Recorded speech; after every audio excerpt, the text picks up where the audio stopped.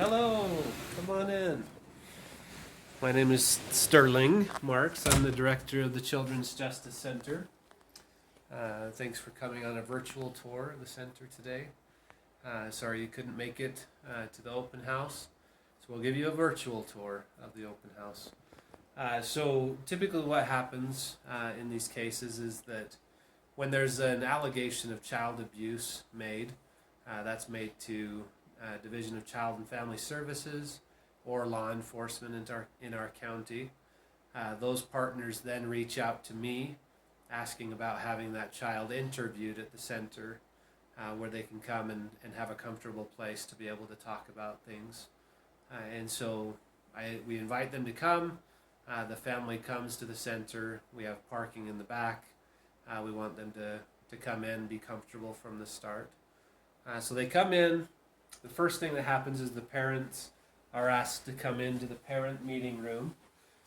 And this is when members of the Child Protective Services, or DCFS, and law enforcement will talk with the parents, talk with them about the allegations more in depth, talk about the interview process, what it looks like, what will happen, and then kind of get some more information about the child.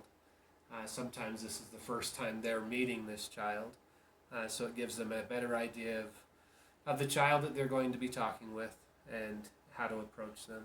So, and then after that, parents are asked to sit here in the waiting room area. This is a comfortable place where they can sit. And typically I'll have some fish or something playing on the screen that's hopefully add a little bit more comfort to them. And then the child is brought back here to what we call the interview room. This is where a forensically trained, especially trained individual is able to interview the child. They ask them open-ended questions to help the child be able to talk about the allegations, the things that have happened. And they do it in a way that the child is not led to a specific answer or anything, that it's all in their own words. So they can talk about what's happened if they decide to talk about it, if they're wanting to disclose anything. So they're given that opportunity here. The interviews are recorded. That way the investigators have all the information. They can go back and see that interview and not have to interview the child again. But the other purpose is that these interviews done at a Children's Justice Center can be used in preliminary hearings. They can be used in place of a child's testimony at those. That doesn't mean a child may not have to later testify if it does go to trial, but then there's time for them to prepare for that.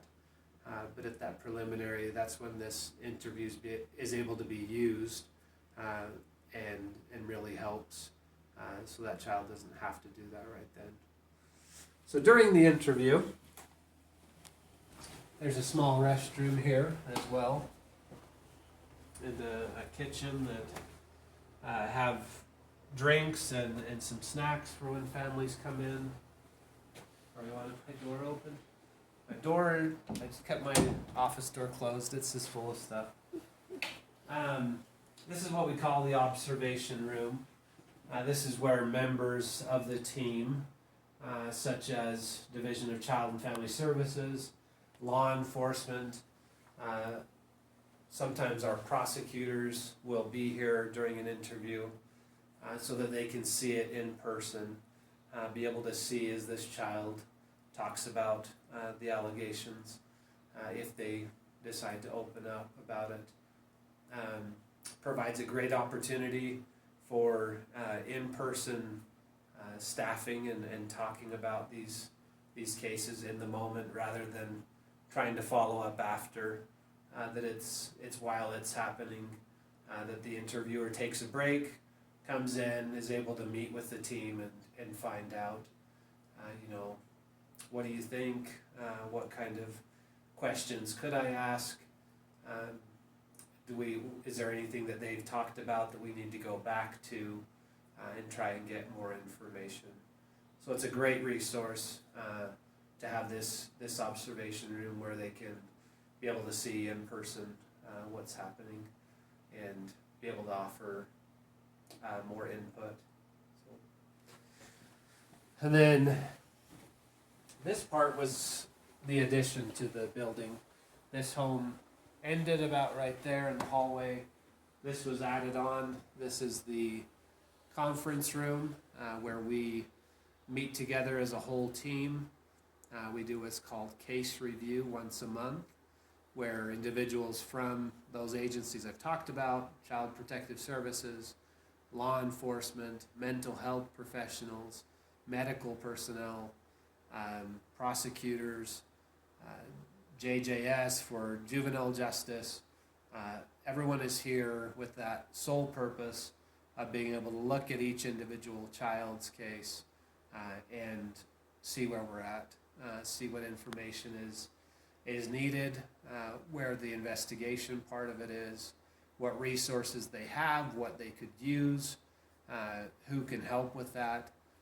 So it's really a great collaboration. That's the biggest piece of it, is all of these individuals from different areas coming together for the sole purpose of helping a child during this difficult time as they go through this investigation process, and trying to help them be comfortable as they talk about some hard things, and being a place for them to be able to do that. So this is the center. This is what we have in our county. It serves all of Box Elder County. It's an opportunity for people to come and be in a home environment and be able to receive the help and support that is needed during these cases. So, thanks for joining me.